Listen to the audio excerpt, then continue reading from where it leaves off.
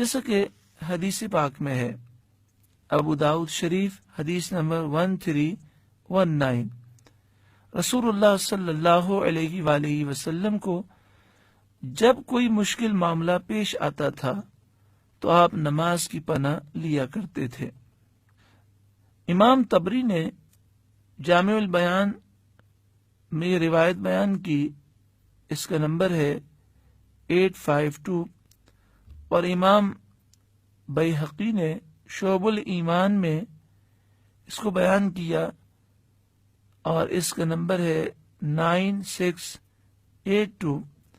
اور در منصور میں امام جلال الدین سیوطی علیہ رحمہ نے پہلی جلد صفحہ نمبر 131 پہ لکھا کہ حضرت عبداللہ بن عباس رضی اللہ تعالی عنہما کو سفر کے دوران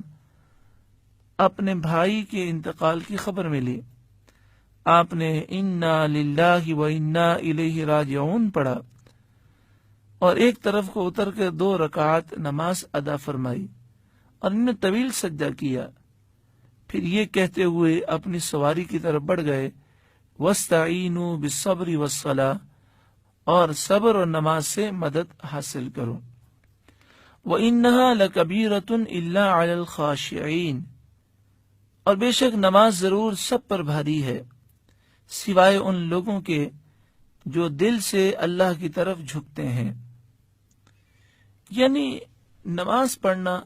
ہر شخص پر شاق ہے، مشکل ہے، لیکن جس کا دل اللہ کی طرف جھکا ہوا ہے اور اس کے دل میں خشوع و خضوع ہے، اس کے لیے نماز پڑھنا انتہائی سہل اور آسان ہے اور لطف اور روحانیت کا باعث ہے۔ خشوع کا اصل معنی ہے سکون پذیر ہونا۔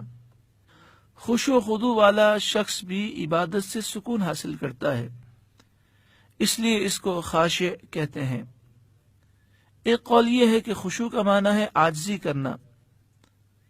زیادہ تر یہ لفظ ظاہری اعضاء کے لیے استعمال ہوتا ہے۔ اس آیت کریمہ میں بیان ہوا جو خشوع و خضوع والے نہیں ہیں ان پر نماز بھاری ہوتی ہے، کیونکہ جو شخص نماز کی ادائیگی پر اجر و ثواب کی امید نہ رکھتا ہو اور نماز کو چھوڑنے پر عذاب سے نہ ڈرتا ہو، اسی پر نماز بھاری ہوتی ہے۔ اس کے برخلاف خشوع و خضوع والا شخص جو کہ نماز پڑھنے پر ثواب کی امید رکھتا ہے اور نماز کو ترک کرنے پر اللہ کے عذاب سے ڈرتا ہے، اس پر نماز بالکل سہل اور آسان ہوتی ہے۔ آگے ارشاد فرمایا الذین یظنون انہم ملاقو ربہم، خشوع و خضوع رکھنے والے وہ لوگ ہیں جنہیں یہ یقین ہے کہ بلا شبہ انہیں اپنے رب سے ملنا ہے، وَأَنَّهُمْ إِلَيْهِ رَاجِعُونَ، اور اسی کی طرف انہیں لوٹنا ہے۔ اس آیت کریمہ سے معلوم ہوا کہ جو اس بات کا یقین رکھتے ہیں کہ اللہ سے ملاقات کرنی ہے اور اس کے حضور حاضر ہونا ہے اور ہر وقت یہ تصور ہے، ان کی نمازوں میں خشوع و خضوع ہوتا ہے اور پھر ان پر نمازیں بھاری نہیں ہوتی۔ اس آیت کریمہ سے معلوم ہوا کہ آخرت میں مسلمانوں کو اللہ سے ملنا ہے اور اللہ کا دیدار مسلمانوں کے لیے ہے، جیسا کہ سورہ قیامہ آیت نمبر 23 اور 24 میں ارشاد ہے، وجوہ یومئذ ناظرہ الی ربہا ناظرہ، کچھ چہرے قیامت کے دن تر و تازہ ہوں گے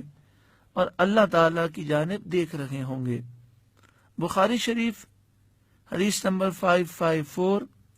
مسلم شریف حدیث نمبر 633، مشکات شریف صفحہ نمبر 500 پر ہے۔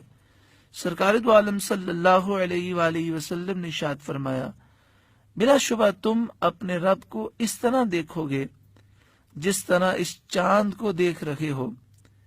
یعنی 14ویں کے چاند کو، اور تمہیں دیکھنے میں کوئی رکاوٹ نہیں ہوگی۔ اللہ رب العالمین ہمیں خشوع و خضوع نصیب فرمائے اور ہمیں ایک پاکیزہ زندگی گزارنے کی توفیق عطا فرمائے۔ جب بھی نماز پڑھنے کے لیے کھڑے ہوں تو نماز سے پہلے اپنے دل کو یہ بات ضرور کہیں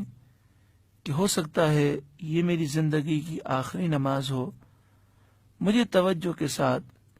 اور خشوع و خضوع کے ساتھ یہ نماز ادا کرنی ہے۔ جو شخص خشوع و خضوع کے ساتھ نماز ادا کرتا ہے تو اس پر اللہ کی رحمتوں کی ایسی بارش ہوتی ہے کہ نماز کے بعد پھر جو وہ مانگتا ہے اسے عطا کیا جاتا ہے۔ اللہ تعالی ہم سب کو عمل کی توفیق عطا فرمائے۔